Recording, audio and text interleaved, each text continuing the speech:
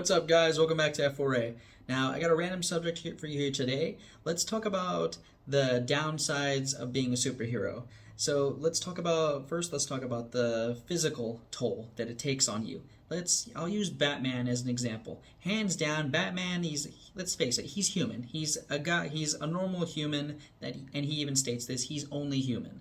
He gets hurt. He breaks his back. He breaks his bones. He can get shot.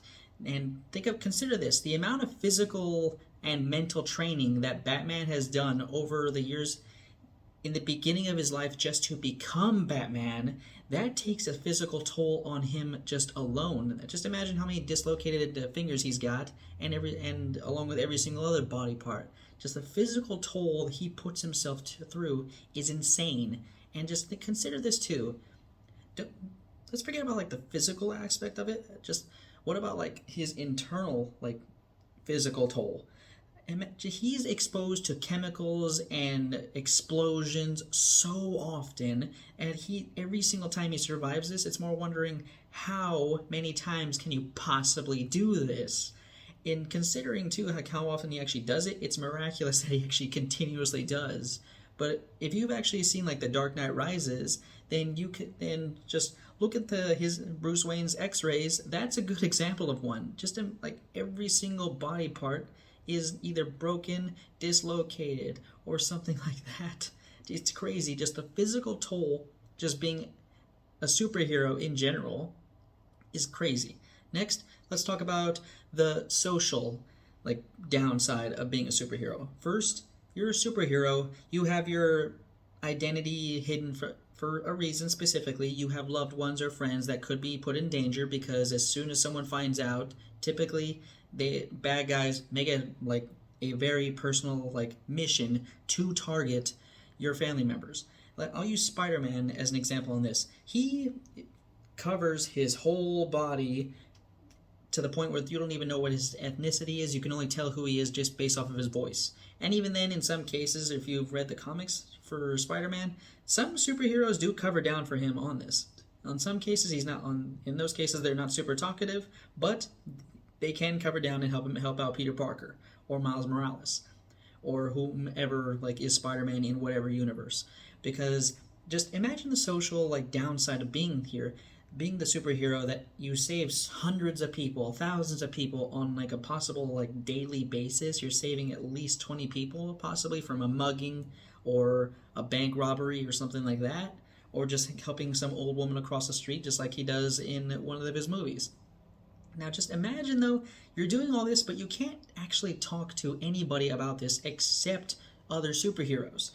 You still have your friends, you still have your family, but even then you keep your identity safe from them because you can't tell them because all they're going to be doing now is worrying about you. And then now, too, you got to worry about them talking and them saying something unintentionally. How often do you accidentally oops, shouldn't have said that. It does happen to everybody at least once. No one can deny that. And in his case, just considering too, as I said, the danger you can put your family in, Peter Parker does reveal his identity to the world in Civil War, and everyone now knows who he is. And if for those of you who haven't read the comics, almost immediately after Civil War is over, Kingpin, the villain, now knows who Peter Parker is and goes directly after him. He hires some assassins to kill him.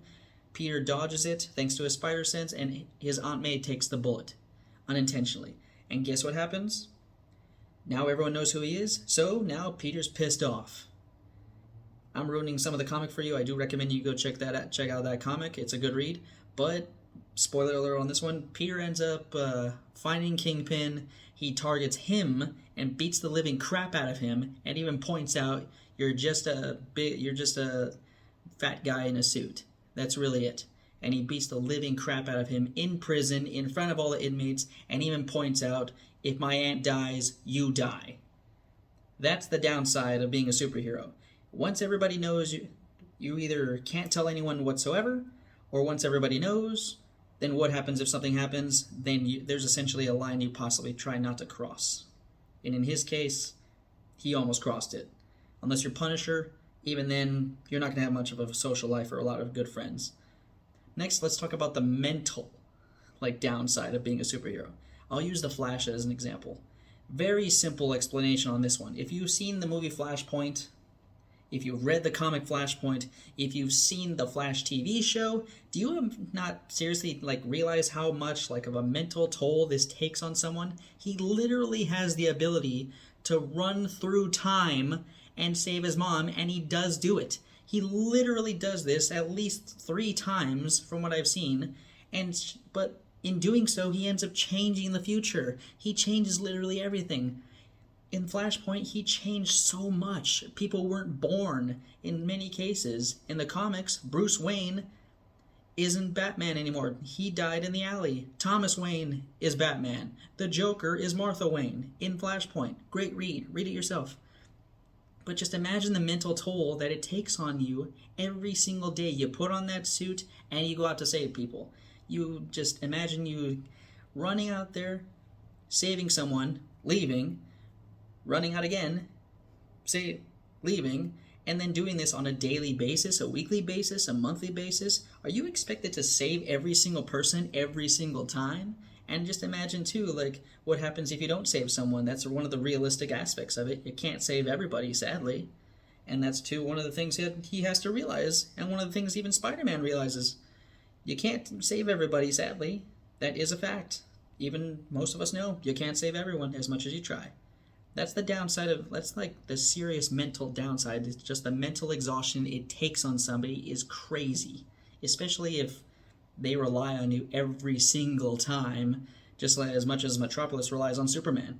How do you know Superman's not busy with something else? He's allowed to have a social life. Why aren't the police helping? That's one of the arguments Lex Luthor has for Superman. You become too reliant on something or someone, then once they're gone, then what happens? That's the downside of being an actual superhero. Everyone then relies on you all the time. And what happens if you're not there? You take the blame. And then you're stuck with that blame, and then no one cares. You weren't there. That's the problem. Lastly, let's talk about the financial downside of being a superhero. Now, unless you actually are Batman and you have billions of dollars, or you're Blue Beetle and you have billions of dollars, and you have no powers whatsoever, what are you going to do for money? Exactly. In the case of Spider-Man too, he's broke. Half the time in the comics, he's broke all the time and has trouble making his rent. And he makes his living being a photojournalist. But let's talk about another person who does have powers, and they're broke. In one comic, Green Lantern, he loses his power ring, he's kicked out of the Green Lanterns, and guess what happens after you're a superhero and you don't take the ring off for months? On Earth, you're still gaining debt. He hasn't been to his job for months, and he's going broke. He has past due bills. He's getting kicked out of his apartment. He needs to get someone to co-sign a car for him. He's broke. And just imagine this. Unless you seriously have money or have some good way of making money in some way, you on a daily basis, and everyone's expecting you to save you and be a superhero all the time on constant daily basis, you gotta find a way to make money somehow. Because you still have to, if you're on Earth, you still have to make money. You still have to make a living. You got to learn where to live. What are you going to do for finances? Unless you're going to be a Rorschach, being a superhero, or a vigilante living on the street. What are you going to do? It's hard to say. But those are the 4 main downsides of being a superhero. The physical toll, the social toll, the mental toll, and the financial toll. Let me know what you guys think of this down below. I wanted to have this discussion with you. Don't forget to comment, subscribe, and I'll see you guys next time. See you.